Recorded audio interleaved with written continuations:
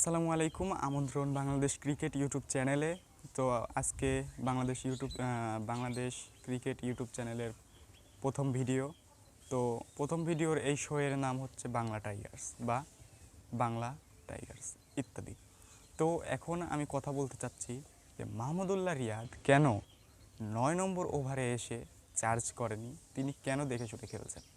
অনেক বাঙালি আছে, আবেগী বাঙালি, তারা কিছু বোঝে না, না বুঝেই মাহমুদুল্লাহ রিয়াদকে গালাগালি ইত্যাদি ইত্যাদি করতেছে। তো এখানে মাহমুদুল্লাহ রিয়াদেরও একটা দোষ আমি দেখতেছি, সেটা কি, অ্যাজ এ ক্রিকেট ফ্যান হিসেবে, ক্রিকেট লাভার হিসেবে বলি, গত কয়েক বছরে মাহমুদুল্লাহ রিয়াদ বাংলাদেশের ম্যাচ জয়ী ছক্কা অনেক হাঁকিয়েছেন। তার মধ্যে আয়ারল্যান্ড আছে, নেদারল্যান্ড আছে, জিম্বাবুয়ে আছে, শ্রীলঙ্কা আছে, পাকিস্তান আছে, ইত্যাদি অনেক রাষ্ট্র আছে। তো সেই ম্যাচে কেন মাহমুদুল্লাহ রিয়াদ ছক্কা হাঁকায়নি বা ছক্কা হাঁকাতে চান নাই? কিন্তু এখানে বুঝতে হবে টিম ম্যানেজমেন্ট থেকে একটা ডিরেকশন ছিল তার প্রতি, যে তুমি দেখে দেখে খেলবা, ছক্কা হাঁকাবে না। কিন্তু এটাতে তো মাহমুদুল্লাহ রিয়াদের এগ্রি করা উচিত হয় নাই হ্যাজ এ সিনিয়র ক্যাম্পেইনার হিসেবে। তো এখানে ডিসঅ্যাপয়েন্টেড হয়েছি যেখানে বাংলাদেশ চার্জ করতেছে না, শান্ত এসে কয়েকটা বল খেললো, ডিপ থার্ড ম্যানে উইকেট দিয়ে চলে আসলো। তো এইখানে কেন এরকম সিরিয়াস ম্যাচে আমরা শান্তদের কাছ থেকে রান আশা করতে পারি না? তারা কেন ভালো খেলে না? তারা একটা এখানে অজুহাত আছে, তারা ফর্মে নাই। কেন তারা ফর্মে থাকবে না? তারা ফর্মে থাকবে না?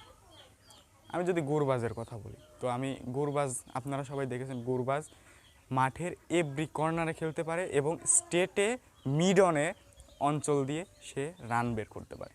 কিন্তু বাংলাদেশের শান্ত এক সময় পারতো, কিন্তু এখন সে পারে না। কেন পারে না? সবসময় নিজের চেষ্টা থাকতে হবে। আমরা যদি বড় বড় প্লেয়ারদের দেখি, যেরকম কুইন্টন ডিকক তো বাংলাদেশে নাই। বাংলাদেশে আছে কে? শান্ত, নাজমুল হোসেন শান্ত, লিটন দাসের এখানে একটা সেমিফাইনালের ম্যাচটায় অনেক বড় একটা ভূমিকা আছে। সেটা আমি অবশ্যই বলবো, তিনি একা হাতে যেভাবে ম্যাচটা বের করার চেষ্টা করেছেন, সেটা হয়তো আর কোনো প্লেয়ার করেনি বা করতে পারেনি। তো সর্বশেষে আমি এটাই বলতে চাই যে এখানে ম্যাচে হারার মূল কারণ চন্ডিকা হাথুরুসিংহে সিংহে। তার কাছ পরিকল্পনা করা, তিনি পরিকল্পনা করেছেন, কিন্তু ম্যাচ জেতানোর জন্য না, ম্যাচটা হারানোর জন্য। আমরা যদি আফগানিস্তানকে দেখি, তো তাদের টিম ওয়ার্ক ছিল। আপনারা হয়তো দেখেছেন যে ডাগ আউটে বসে থাকা তাদের কোচ একটা ইশারা দিল গুলবাজ নাইবের জন্য, তিনি বলল স্লো ডাউন, আর তিনি কিন্তু সেই সময় মাঠের মধ্যে শুয়ে পড়লো। তো ওইখানে আমি দেখি না ওইখানে যে ওদের কোনো ভুল আছে, দোষ আছে, আমি এটা দেখতেছি না। সেইখানে তাদের টিম স্পিরিট আছে, তাদের জেতার একটা আকাঙ্ক্ষা আছে। কিন্তু সাকিব আল হাসান ম্যাচ শুরুর আগেই বলে দিয়েছে যে হচ্ছে আমরা ম্যাচটা কন্টিনিউয়াসলি খেলবো, 6 ওভার ট্রাই করব। শান্ত বলেছে 6 ওভার ট্রাই করব, যদি এর ভিতরে আমরা জেতার কোনো সম্ভাবনা পাই, তাহলে আমরা চার্জ করে বাকি 6 ওভার 1 বল খেলে ম্যাচটা জেতানোর ট্রাই করব এবং সেমিফাইনালে যাওয়ার ট্রাই করব। তো সেমিফাইনালে তো আফগানিস্তানদের যাওয়ারই কথা। আফগানিস্তানদের তো সেই স্পিরিটটা আছে, তারা চায়। তো এখানে বলতেই হয় যে হচ্ছে আফগানিস্তানের টিম স্পিরিট আছে, তারা জিততে এসেছে, কিন্তু বাংলাদেশ তো জিততে যায়নি। বাংলাদেশ সুপার 8-এ উঠেছে, এটাই অনেক, তাদের জেতার দরকার নাই। তো এটা আমি বলতেছি না, এটা প্লেয়ারদের কথা, চন্ডিকা হাথুরুসিংহের কথা।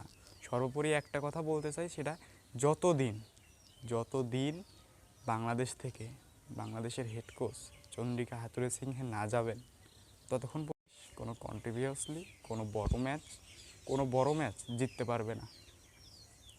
তো ভবিষ্যৎ প্ল্যান অনুযায়ী আমি একটা ডিরেকশন বিসিবিকে দিতে চাই, যে এর আগে যারা কোচ ছিলেন, যেরকম এনএল ডোনাল্ড ছিলেন, তার সময়ে বাংলাদেশ অনেক ভালো খেলেছে, বাংলাদেশের বোলিংরা পারফর্ম করেছে, এখন এই পারফরমেন্সটা এখনও কন্টিনিউয়াসলি করে যাচ্ছে।